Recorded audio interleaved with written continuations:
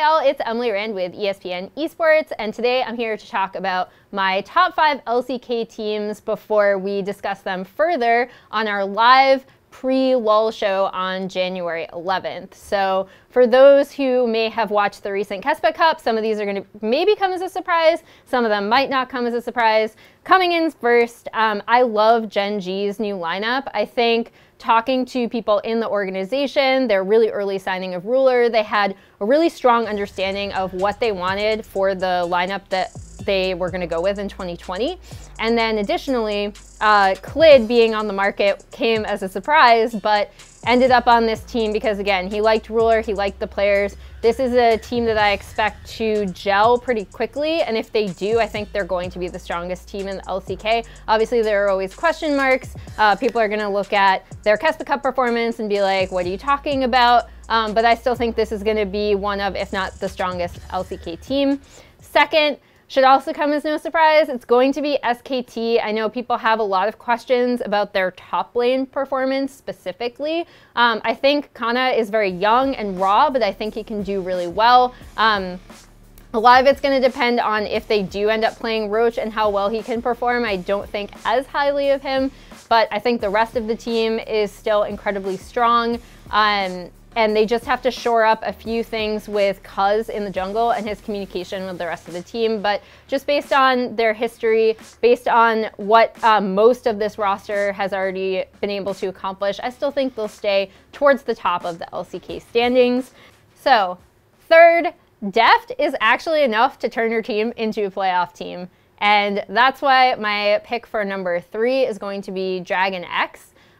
If you're looking for not only a team with just one of the best AD carries in the league, but also a team that is paying attention to some rookies, we have Pyoshik in the jungle that I'm really looking forward to seeing perform in an LCK split. I think we saw him struggle against some of his jungler opponents in Kespa Cup and then do really, really well against others. A lot of that is just going to come with experience. And, you know, under the guidance of this team, I think that he has the potential to become one of the strongest junglers in LCK. I'm really looking forward to seeing how he develops as a jungler.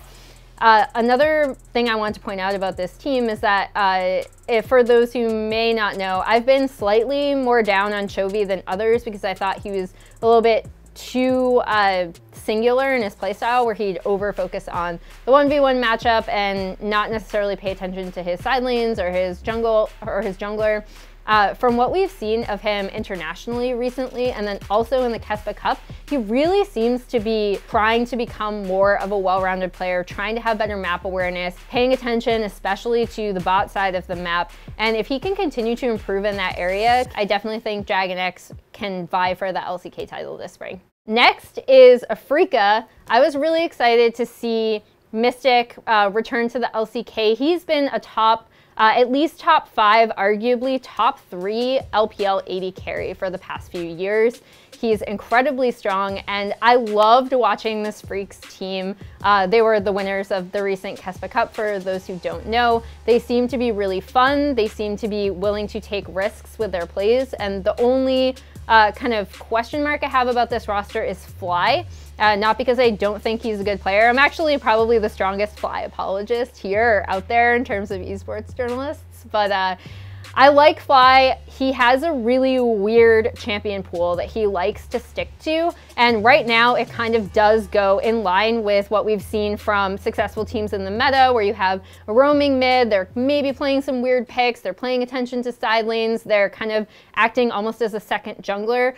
Fly does like to play like that as a default play style. The only question I have is if the meta shifts away from him being able to play certain champions in mid, they might have some struggles, but I'm really looking forward to seeing this Afrika lineup.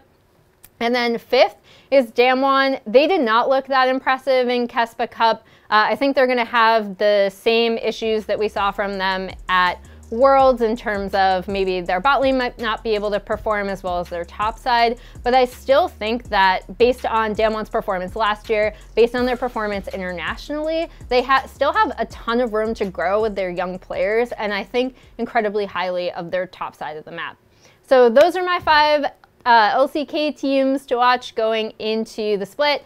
check out our pre-live show on January 11th. And for more esports coverage, keep it here on ESPN Esports.